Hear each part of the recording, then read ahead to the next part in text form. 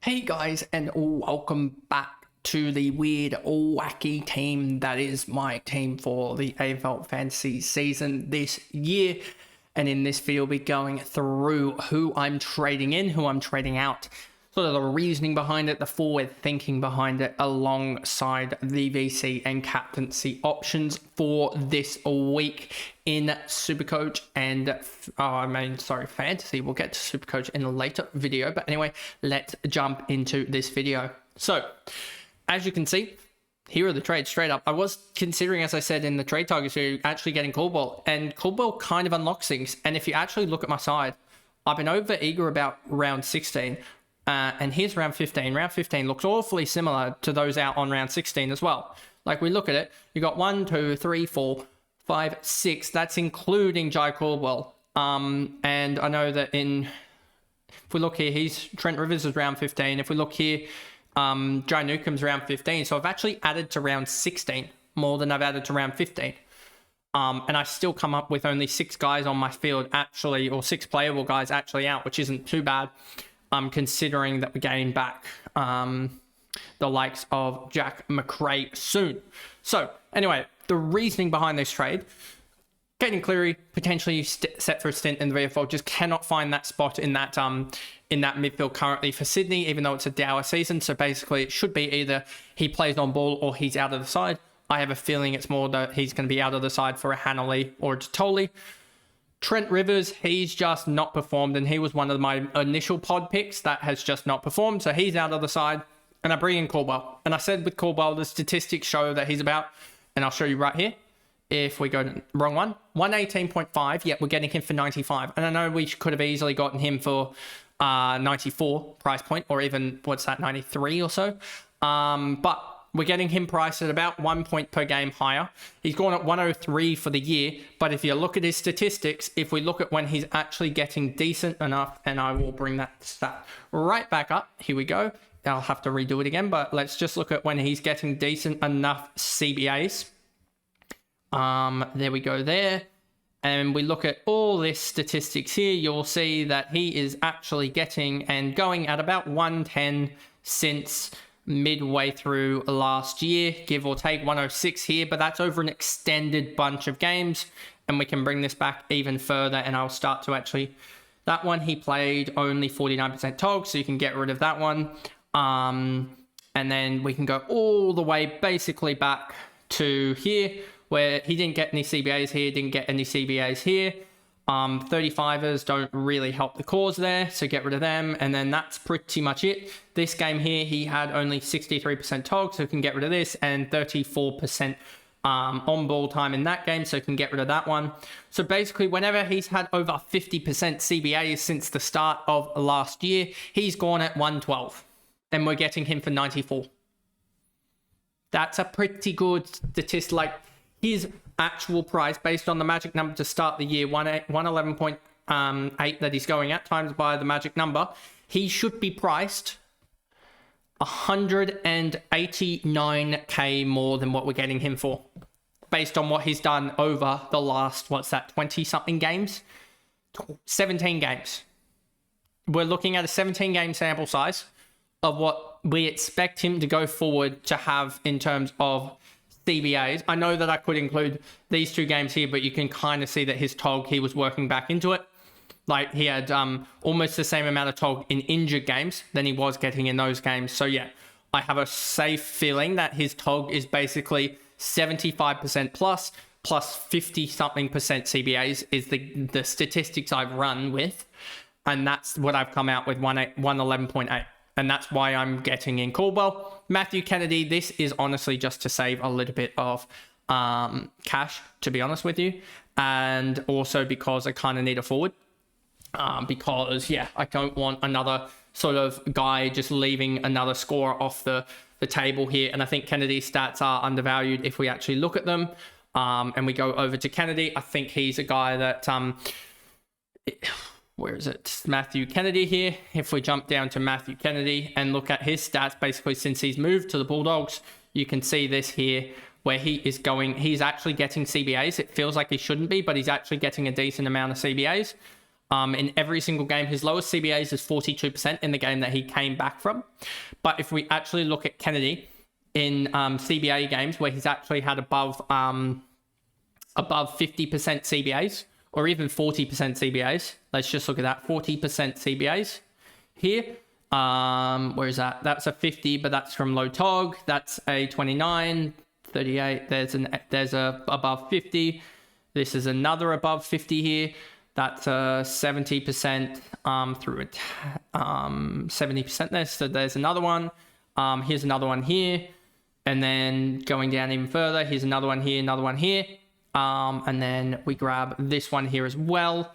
And then that's pretty much it for above 50 percenters. And then you've got these couple here alongside this one here, this one here, this one here, this one here. And that's there for the last little, this is across a last like 3 or 4 year sample size that we're going back to and showing that these statistics are run and hold through that time period there, basically back to 2021, where he's got 37 games of 98.1. 37 games for 98.1. He's playing in a system that's going to actually help him out a lot more because he gets a lot more non-disposal points. You can actually just almost see it, that he's getting a lot more tackles in this system that he's got at the Western Bulldogs. Let's look at the numbers here. I know that they'll be slightly inflated, but you can kind of see it as well, that his numbers here are actually basically at the same amount. I know he's got more CBAs than last year, but yeah, I just really like it, as well as just his normal kicks are at an all-time high, handballs at a secondary high, and his tackles are at an all-time high as well for him. And he's also kicking more goals than he's ever done before. So he's got like 4 or 5 statistics that are at an all-time high. That is massive. Absolutely massive that those statistics are at an all-time high, and that's why I'd seriously be looking at Matt Kennedy, and that's why I'm bringing him in. And then Tom McCarthy, I just think he takes over that role. This could be changed to Lohman, but it would change up a lot of my plans next week, because the plans next week, if we use the assumption, and we're using one assumption here, well, 2 assumptions, sorry. 2, we get one mid-season draftee that does well. That isn't Tom McCarthy, that I can jump to, or just a rookie that I can jump to for about 250k. The other assumption is that Zach Butters with a 146 break even against GWS, if we look to DVP, last 5 games, GWS are a +2, but so we are under the assumption he scores 100, right? And if he scores 100, if we go here to Fantasy Price Projector, let's use Fantasy Price Projector with him scoring 100. And I will show exactly what I mean. With Zach Butters scoring 100, he's at 929k. So 929k plus, if we go this, and then we go also to Jackson, you'll see he's on the buy, so it helps him out. But he's at 904k. 904 plus a rookie, let's give a 260k price tag to a rookie. That's basically a rookie if we actually go and do this, and then we go down here. A 260 is, I think, a 65. 260 is a rookie going and scoring a 70, give or take, which everyone would be jumping on, I feel like, if a rookie was scoring 70 these days. But so that's a rookie scoring 70.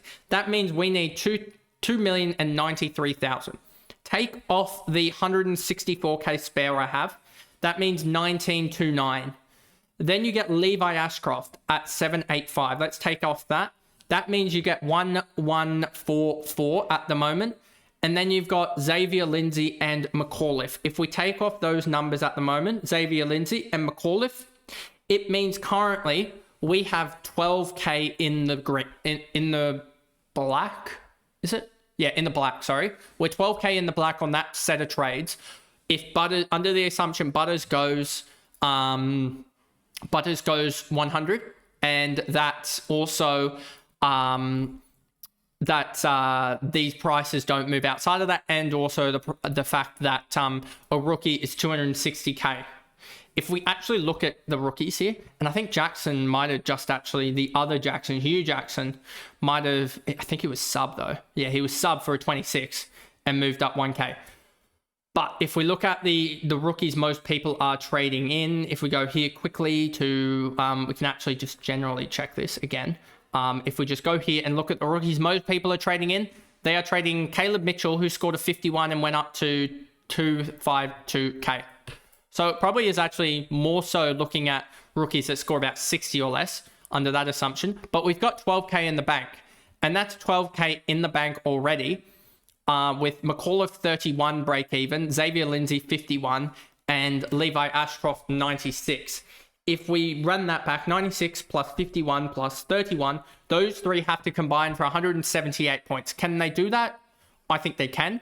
I think that they'll go more than that, which will give us an even bigger buffer. And this is why I'm saying that Jai Caldwell, it doesn't look the best, but it opens up the chance for me to get Butters next week. Me to get Butters, who's coming off a bye. I expect to score. I expect in the next couple of weeks to turn around and score pretty well as well, Butters. If we look at, he's got GWS this week, but after that, he's got Melbourne, Sydney, Carlton. That is three of the easier midfields. I feel like, I don't even know if they'll even tag with James Jordan, and that's at Adelaide Oval anyway. He's got Carlton, who I think he can run rings around anyway. So I think he's got a really kind next three games that he can actually, after GWS, really, really score. So I have a feeling he's going to be the guy that I look at grabbing up in the next a little bit there. So that's the reason behind that. And that really is the reason behind a lot of my trades in general. I really wish I could have gone McCarthy, but I just stuffed up with Caden Cleary. If I'd gone instead of, who did I grab out last week?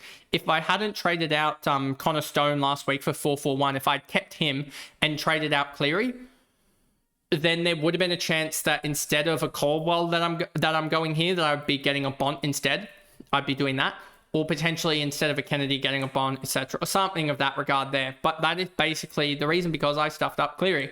And if I hadn't stuffed up the likes of a Jai Newcomb and also a Trent Rivers, we probably wouldn't be in this conversation. But we are having this conversation because I stuffed them up because I went for something bold. I also, in the end, I think McAuliffe will be fine, but it did suck that he only scored a 55. If he'd scored a 70, we'd probably also be having this conversation about grabbing up Lohman or grabbing up a Bontempelli instead, because I'd have a lot more leeway because he'd be an extra 15k plus have a 15 or so less break even, which would be a lot more easier to generate cash.